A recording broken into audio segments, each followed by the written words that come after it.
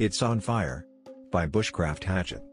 So I am sitting in our small IT office, located at the back of the building, otherwise full of salespeople and their cubicles. Luckily, the whole IT staff is in the office today, instead of other locations, and working on our various tickets when, all of a sudden, the receptionist for the building runs throughout office and out the back door yelling to the top of her lungs, "It's on fire, Mr. Hatchet. It's on fire." The techs look at me, "What's on fire?" A couple of us start walking to the front of the building to her desk. Everything appears fine except for two people near her desk. As we reach her area, the UPS delivery man pops out from under her desk. "It's okay. I just unplugged it." For some reason the power supply was overheating and it caused a smell. The receptionist located the smell and took off running, leaving the UPS delivery guy standing there, fire alarm procedures forgotten. He had walked around her desk and unplugged her computer. 15 minutes later she was still standing in the parking lot. Keyboard replacement by the Unported. First time poster here, but I think it was pretty funny. So I am just starting on my weekend shift on a Sunday, working the service desk 1ST/2ND line, as we cover desktop work and more because our team is the only support here. I see a ticket was passed over to us by our UK team, as all the service desks have a shared mailbox. Anyway, I think a keyboard change that will get me off my desk and keep me busy for a bit. Then I check the notes from the tech in the email attached. See below, notes direct from email. We would like to request that the current keyboard on the following machine be changed for an older model. They mean a mechanical one and not the low-profile type similar to Apple's keyboard-style HP keyboards.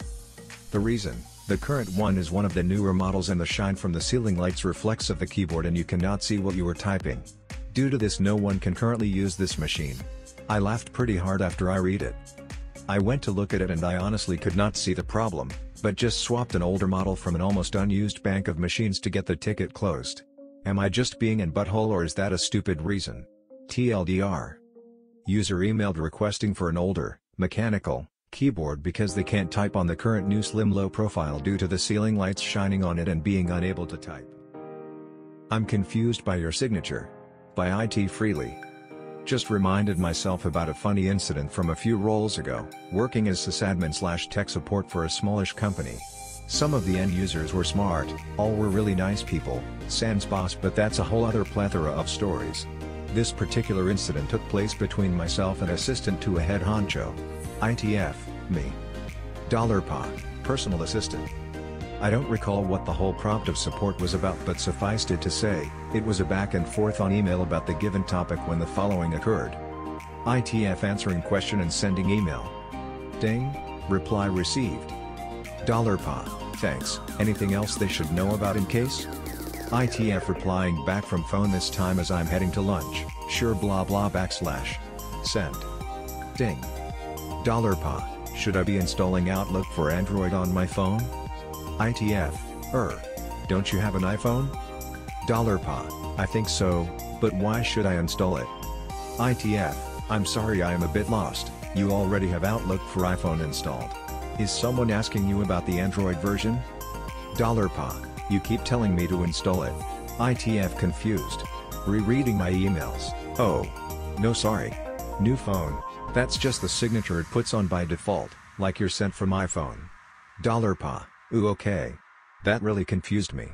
TLDR, should have instructed then to get me pied. You know, pressing the connect button usually helps by newbie chicken. This is my first Reddit post, so hopefully I don't stuff up. Names are intentionally changed and as this was a while ago I don't remember everything. Backstory. I am a student in my school's tech crew, which means I manage some of the school systems with others and I am still learning how to do this. The most common issues that I am told to do are Wi-Fi issues, as our school needs you to change your Wi-Fi connection settings to PIP and SHAP2, and don't validate the CA certificate. We have a sign on the door telling people what to do. But people being people, no one reads it. People in the story. Alex equals my friend who is better at technology and is working on something else. IT guy equals regular employee who works there. Me equals not even gonna bother. User equals guy with Wi-Fi issue. So user comes in, says he has a Wi-Fi issue. I mentally groan, as this is probably another case of not reading the sign. Alex tells me to fix it as he is busy, and so is IT guy. Sure. Annoying but not difficult. Then I see that he is holding his laptop. I have a look. Student ID entered correctly, password entered correctly, but As the title suggests, he didn't press the connect button. I press it. It works, resulting in me facepalming. I give it back to him asking him to please remember to press the connect button next time. He leaves, and all three of us laugh about it. Gotta love how many times it's Wi-Fi issues or staff calling who just need to restart their computer. TLDR, kid comes in with Wi-Fi issues, didn't press the connect button. Edits, clarifications. Edit 2, thank you guys so much for the upvotes, even 20 is a lot to me, I thought at most I would get 5 to 10 upvotes. Edit 3, wow 300 upvotes I am shocked. The Ghost Keyboard by Mr. Tubman. The following is a not-so-harrowing tale of a keyboard with a propensity to keep pressing the same key mysteriously. It all started in the morning. I was going through the daily emails as you do, sorting things out when subject A enters the office. My keyboard keeps typing B repeatedly, they say. How strange, I reply and proceed to look at the machine remotely. I can see evidence of this occurring already on the screen, but I'm bewildered as to how A managed to log on in the first place if it was typing B's all the time. I take a look in Device Manager, no errors. Keyboard is present and try a few key presses remotely. It isn't a perfect test, but I was curious. Nothing happens, no B's appearing, just what I type. So I uninstall the keyboard drivers and clear away temp files and reboot the machine. I also reckon it's worth a visit at this point, as remotely checking things isn't going to show you the issue every time. So I pop down to visit the machine and give it a go. Logging on is fine and trying to send an email as a test is fine. Just to be sure, I also plug the keyboard into another USB slot just to cross off a dodgy USB port. I go to find A and they give it a go as well, all seems fine. 10 minutes later A is back again with the same issue. How strange, I think to myself, must be the keyboard itself. So I take a new keyboard, swap them over and unplug a presentation remote dongle as well just in case, you never know. A gives it a go and it seems fine, so I plug the presentation remote dongle back in, as I might have got a call about the remote not working if I did. The B's start appearing again, so I ask, where's the presentation remote? I finds the remote under a pile of books that have been placed at the front of the desk. I take the remote and try pressing buttons on it, just to see what happens. Maybe the remote is the issue, I think. None of the buttons do much and I'm losing faith in my theory until I get to the last button. I give it a press and suddenly B's are spreading across the email to field like an army of ants marching along. So it turns out that a button on the presentation remote was being pressed when subject A was leaning on the desk to type because it was underneath the pile of books. Lessons learned: never trust a presentation remote or an untidy desk. Too tempting to resist. By Renester. $Me, app admin and Tier 3 support for a mid-size university. All users' mail was migrated to G Suite about 5 years ago. $Professor, faculty member.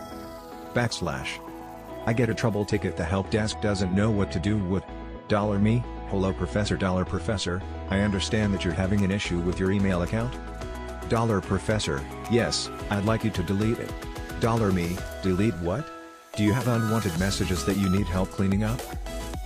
$Professor, no, I need you to delete my email account. I don't want to keep checking it. $Me, / are you leaving University, or retiring or something? $Professor, no, I'm taking a year-long sabbatical to complete my book, and email is a distraction. I don't want to keep checking it, so please delete my account. $Me, you know that you can just / not check it. Right? If you want help removing the account from your phone, the help center can assist with that. $Professor, that's not good enough. If I know it's there, I'll feel compelled to check, and if I waste my time on social media or email or other time wasters, I'll never finish my book. How hard can it be? Just delete my account. $Me, one moment. Quick confab with the team.